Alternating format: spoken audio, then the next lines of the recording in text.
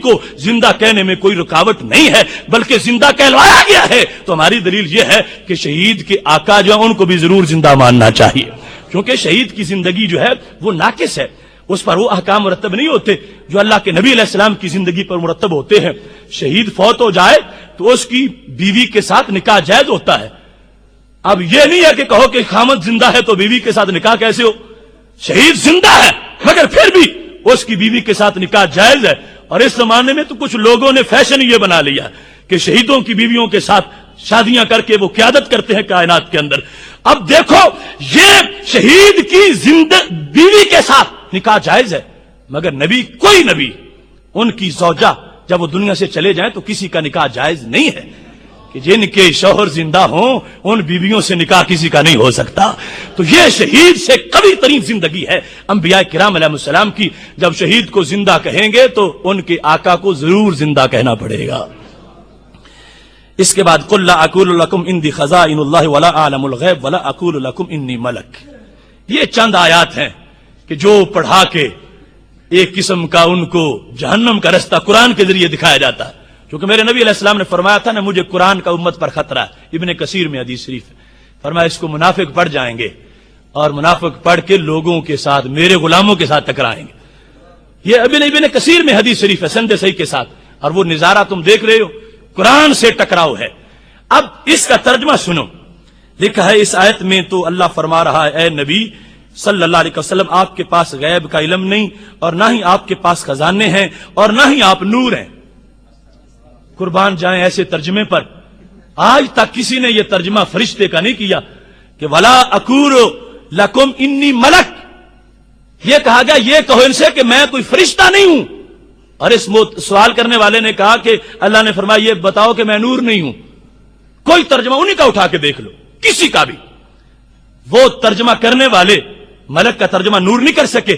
فرشتہ، ملک کا معنی فرشتہ ہے، نور علیحدہ لفظ ہے، نور کے 10 معنی ہیں، ملک کا معنی نور کس طرح ہو سکتا ہے؟ تو اس واسطے جس نے یہ سوال کیا اس نے قرآن مجید میں تحریف کی کوشش کی ہے کہ اللہ تعالیٰ جب یہ فرماتا ہے تم یہ کہو کہ میں فرشتہ نہیں، یہ کہتا ہے تم یہ کہو تم نور نہیں، نور کی نفی کی۔ اور اس طرح یہ جو آیت انہوں نے پڑھی ہے مفہوم قرآن بدلنے کی واردات کا جو ہمارا سلسلہ ہے اور 9 اس کی قسطیں ہو چکی ہیں، اس میں ہم نے پوری وضاحت ان باتوں کی کر دی ہے۔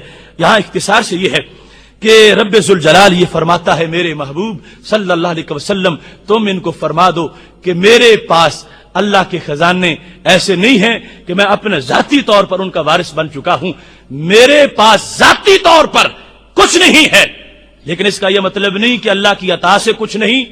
اللہ کی عطا سے ہونے پر قرآن مجید کی درجنوں آیات گواہی دے رہی ہیں۔ خزانہ صحت کا، خزانہ حکومت کا، خزانہ اقتدار کا، خزانہ کائنات میں اختیار کا۔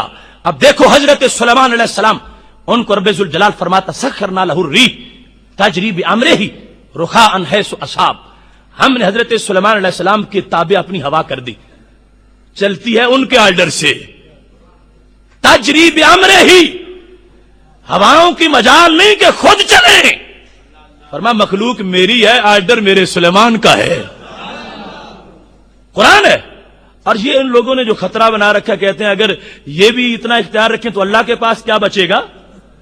کتنا غلط نظریہ ہے ان کا رب کے بارے میں، سمجھتے ہیں کہ اللہ دے دے کسی کو تو اس کے پاس کچھ نہیں رہتا۔ تو میں پوچھتا ہوں جب اس نے ہواؤں کا کنٹرول سلیمان علیہ السلام کو دیا تھا تو کیا اس کے پلے کچھ نہیں بچا تھا؟ جب اس نے حضرت عیسیٰ علیہ السلام کو یہ شان دی تھی کہ ہاتھ تم پھیرو مردہ زندہ ہوگا، تو کیا اللہ کے پاس کچھ نہیں بچا تھا؟ اور اگر بچا تھا تو یقیناً بچا ہے۔ خزانوں میں کوئی کمی نہیں آئے، اس واسطے بخاری شریف میں ہے میرے نبی علیہ السلام فرماتے ہیں اوتیت مفاتیح خزائن الارض، اللہ نے زمین کے سارے خزانوں کی چابیاں مجھے عطا فرما دی ہے۔ یہ معاملہ ہے، بات اپنے اپنے نصیب کی ہے۔ کسی کو یہ سننے سے خوشی ہوتی ہے کہ ہمارے نبی کے پاس دینے کے لیے کچھ ہے، اور کسی کو یہ بول کے خوشی ہوتی ہے کہ ہمارے نبی کے پاس دینے کے لیے کچھ نہیں۔ یہ اللہ تعالیٰ کی تقسیم ہے، اور ہم نازاں ہیں کہ اس نے ہمیں یہ شان دی ہے کہ ہمارے دل باغ باغ ہوتے ہیں کہ ہم ان کے منگتے ہیں جن کے پاس دینے کے لیے بہت کچھ ہے۔ اور میرے کریم سے گر قطرہ کسی نے مانگا دریا بہا دیے ہیں، دروے بہا دیے ہیں۔ باقی جو علم غیب کی نفی ہے وہ بھی ذاتی علم کی نفی ہے، ورنہ اس پر دلائل جو ہیں وہ تفصیل سے عالم الغیب فلا یظہر علی غیب احد الا من ارتضی من رسول، فرمایا اللہ غیب جانتا ہے، اپنے غیب کے علم کو کسی پر ظاہر نہیں کرتا، لیکن رسولوں میں سے جسے چاہے عطا فرما دیتا ہے۔ اور فرق ہے، شرک نہیں ہوگا، اللہ جانتا ہے اسے کوئی دیتا نہیں، اور اللہ تعالیٰ کے نبی علیہ السلام بھی جانتے ہیں، اللہ کے دینے سے جانتے ہیں۔ اب اگر بغض نہ ہو تو بات بڑی آسان ہے، قرآن مجید میں قل اللہم مالک الملک، اللہ مالک الملک ہے، تو اب مالک کس کو کہا گیا؟ اللہ کو۔ اور کوئی بندہ ایسا ہے کہ جس نے زندگی میں اپنے آپ کو مالک نہ کہا ہو؟ ہر بندہ دن میں پتہ نہیں کتنی بار اپنے آپ کو مالک کہتا ہے، اس وقت تو فتویٰ نہیں لگتا کہ قرآن میں اللہ مالک ہے، تم کہتے ہو میں مالک ہوں، اور ساتھ یہ بھی کوئی نہیں کہتا کہ میں عطائی ہوں، مطلقاً مالک کہتا، اس کوٹھی کا میں مالک ہوں، اس کار کا میں مالک ہوں، اس فیکٹری کا میں مالک ہوں، ساتھ کوئی نہیں کہتا کہ عطائی طور پر میں مالک ہوں، حقیقت میں اللہ مالک ہے، مطلقاً مالک بولا جاتا ہے، اور شرک بھی نہیں ہوتا، کیونکہ ذہنوں میں موجود ہے کہ ہم بھی مالک ہیں، وہ بھی مالک ہیں، فرق کروڑوں درجات کا ہے، وہ مالک ہے، اسے کسی نے مالک بنایا نہیں، میں مالک ہوں، اس کے بنانے سے مالک ہوں۔ اس واسطے یہ تقسیم جب اپنے لیے ہے تو محبوب علیہ السلام کے لیے بھی بغض نہیں ہونا چاہیے، اللہ بھی غیب جانتا ہے، نبی علیہ السلام بھی جانتے ہیں، اللہ جانتا اس کو کسی نے عطا نہیں کیا، سرکار جانتے ہیں، اللہ کے دینے سے جانتے ہیں۔ محتشم سامعین حضرات، اب اس کے بعد سوال آ گیا کہ امت مسلمہ کے لیے بھی شاہد کا لفظ بولا گیا، تو پھر اس کا مطلب کیا ہوگا؟ تو محتشم سامعین حضرات، امت مسلمہ کے لیے شہید کا لفظ بھی بولا گیا، شاہد کا، اور یہ لتکونوا شہداء علی الناس، شہداء کا لفظ بولا گیا۔ تو ایک ہے بندوں کا اپنے معاملات میں گواہ ہونا، دو کا جھگڑا تھا، تیسرا پاس موجود تھا، تو اب وہ شاہد ہے، اور ہماری تعریف پائی گئی ہے کہ موجود بھی ہے، مشاہدہ بھی کر رہا۔ اور ایک ہے کہ جھگڑا تھا حضرت نوح علیہ السلام کی امت کا، اور گواہی دیتے ہیں سیدنا صدیق اکبر رضی اللہ تعالیٰ عنہ۔ تو اب کس طرح یہ ایک ہوتا ہے حضور ذاتی اور ایک ہوتا ہے حضور علمی، حضور کی دو قسمیں ہیں، حاضر ہونے کی دو قسمیں ہیں، ایک ہے حضور ذاتی، ایک ہے حضور علمی۔ تو جب رسول اللہ صلی اللہ علیہ وسلم کے بارے میں لفظ شاہد ہوگا اس وقت ہوگا حضور ذاتی، اور جب امت کے لحاظ سے ہوگا پہلی امتوں کے معاملے میں اس وقت ہوگا حضور علمی۔ جس طرح ایک وہ ہے جس نے چاند خود دیکھا، دوسرا وہ ہے جس نے دیکھنے والے سے گواہی لے لی اور آگے جا کے گواہی دے دی، تو پہلے کا حضور اور طرح کا، دوسرے کا حضور اور طرح کا۔ نبی علیہ الصلوۃ والسلام شہید اور شاہد ہیں، آپ کا حضور علمی ہے، حضور ذاتی ہے۔ اور سیدنا صدیق اکبر رضی اللہ تعالیٰ عنہ جب اٹھیں گے قیامت کے دن اور کہیں گے نوح علیہ السلام نے تو 950 سال تبلیغ کی تھی، تو کس بنیاد پر کہیں گے؟ وہ سرکار کی گواہی پر گواہی دے رہے ہوں گے۔ لہذا ثانوی گواہی پہلے سے نچلے درجے کی ہوتی ہے، تو سرکار کو اسی زمرے میں نہیں کھڑا کرنا پڑے گا جس زمرے میں امتی ہے۔ ان کا حضور علمی ہوگا، ان کے آقا کا حضور ذاتی ہوگا۔ یہ ایسے ہے جس طرح کہ لفظ عبد ہم پر بھی بولا گیا، ہمارے نبی علیہ السلام پر بھی بولا گیا۔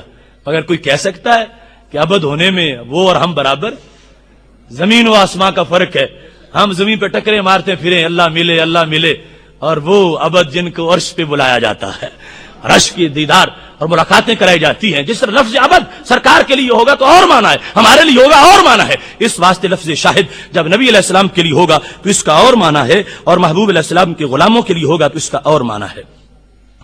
یہاں پر پھر سوال ہے کہ جب تم جانوں پر ظلم کر بیٹھو تو تم محبوب کے در پر آ جاؤ۔ غیر مقلد اس پر تنقید کرتے ہوئے کہتے ہیں کہ قرآن مجید میں محبوب اور در محبوب کا ذکر نہیں ہے بلکہ رسول آیا، یہ اعتراض ہے۔ تو میں کہتا ہوں قرآن مجید میں لفظ رسول تو نہیں آیا اس مقام پر، وَلَوْ أَنَّهُمْ إِذْ ظَلَمُوا أَنفُسَهُمْ جَاءُوكَ، جب وہ اپنی جانوں پہ ظلم کر بیٹھے تو تیرے پاس آئے۔ کا تو یہ جو لفظ خطاب ہوتا ہے کا، یہ ہوتا ہے محبوبیت کو بیان کرنے کے لیے۔ یہ نہیں کہا کہ جب وہ جانوں پہ ظلم کر بیٹھے تو رسول کے پاس آئیں، اللہ فرماتا ہے تمہارے پاس آئیں۔ اب سرکار کو بیان کرنا ہو تو دل نہیں کرتا کہ صرف